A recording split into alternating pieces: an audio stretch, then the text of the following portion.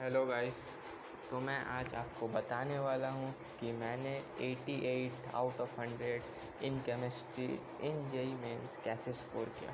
First of all भाई, ये सब एक स्ट्रैटेजी होनी चाहिए। ये गेम स्ट्रैटेजीज़ का होता है। जेई मेंस में स्ट्रैटेजी सबसे इम्पॉर्टेंट है। जिसे स्ट्रैटेजी समझ आ गई वो जेई मेन निकाल लेगा। स्ट्रैटेजी तो समझ लो, दो ही स्ट्रैटेजी। अगर आपको 80+ स्कोर करना है, पहली चीज़ है कि आपका सिलेबस कंप्लीट होना चाहिए। सिलेबस कंप्लीट होने से आपके चांस बढ़ जाते हैं कि 80+ हो। और वैसा भी नहीं कि आप जल्दी जल्दी में सिलेबस पढ़ लिए और ख़त्म कर दिए, नहीं।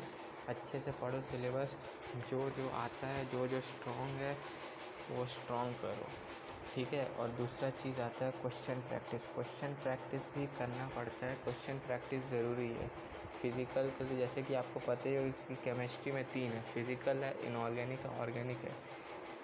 तो वैसे ही आपको सिलेबस कंप्लीट सब चैप्टर पढ़ना है। मिनिमम कितना चैप्टर होगा आपको पता ही है, 30 चैप्टर्स होंगे मिनिमम टू मिनिमम।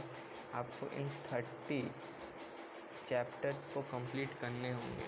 तो उसके लिए ही आज मैं आगे बताऊंगा कि आप इन 30 चैप्टर में से क्या चैप्टर पहले मैंने किया था, क्या कंप्लीशन किया था, कैसे किया था, जिससे मेरे 88 मार्क्स आए हैं। और क्वेश्चन प्रैक्टिस वेरी इम्पॉर्टेंट है। क्वेश्चन प्रैक्टिस के लिए मैंने PYQs किए थे, DPPs जो देते थे फिज़िक्स वाला वो करते थे। उसके बाद मैंने सर के क्वेश्चंस किए। यही सब था जो मैंने किए और इसी में मेरा 88 आ गया। और आपको अगर यकीन नहीं हो रहा है तो मैं अपना जेई मेन का स्कोर कार्ड यहाँ केमिस्ट्री वाला नीचे लगा दूँगा, तो आप ज़रूर देख लीजिएगा। पहला पॉइंट, सिलेबस कंप्लीशन कैसे करें। जैसे कि आपको पता ही है कि केमिस्ट्री में 3 पार्ट्स है, फिज़िकल है, इनऑर्गेनिक है, ऑर्गेनिक है। और अगर इसको आपको सिलेबस कंप्लीट करना है तो पहली चीज़ ये है कि अगर आप कोई कोचिंग में हो तो वहाँ से कंप्लीट करो।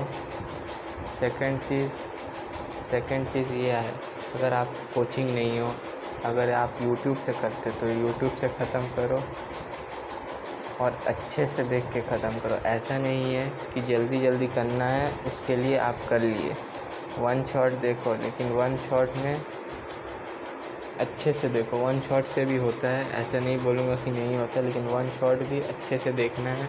उसको पूरा देखना है कि आधा देख के मत ख़त्म कर देना फिर कि आज इतना करेंगे कल नहीं। आज मतलब आज ही ख़त्म करना है, वही है।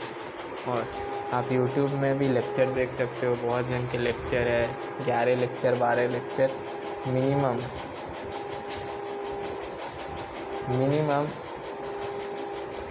मिनिमम आपको 10 से 12 घंटे लग जाएंगे एक एक चैप्टर ख़त्म करने में। और आपके पास अभी भी टाइम है।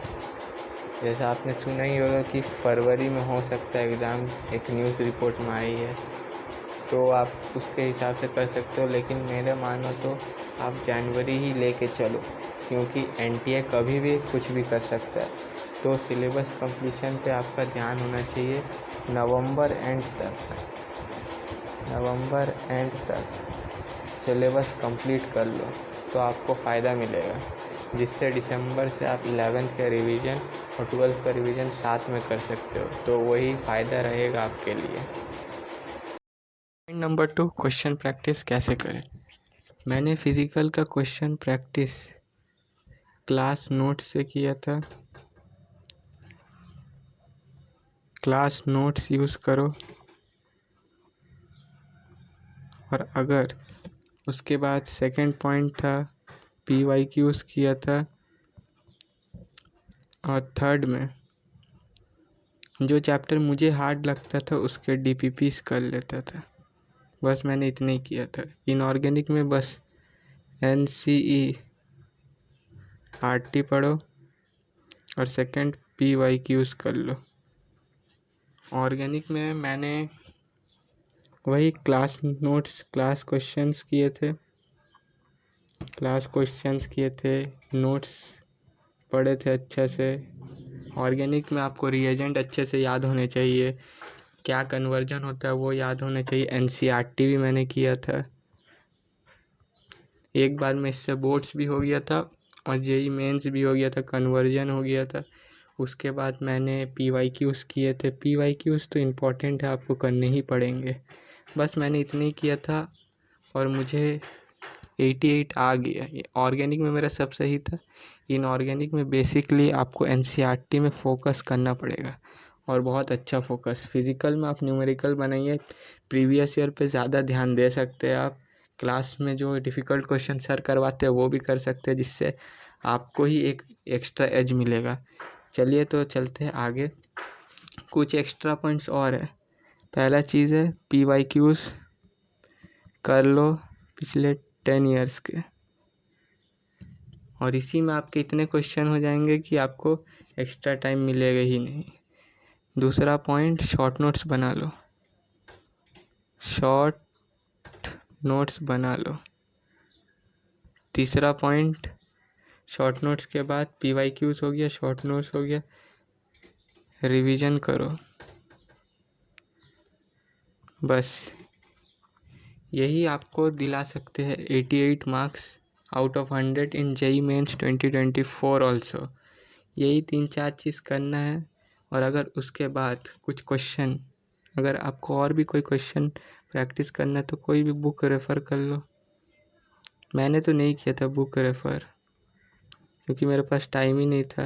एक ड्रॉपर के पास कितना टाइम होगा, वो भी 2023 में, जबकि 5 महीने बाद एग्ज़ाम थे हमारे। तो इसी के लिए इतना ही है। इसके बाद अगले वीडियो में मिलता हूँ, और अगर आपको कुछ भी क्वेरीज हो तो नीचे कमेंट कर देना, सब्सक्राइब कर देना और लाइक कर देना, और कमेंट में आप कुछ भी पूछ सकते।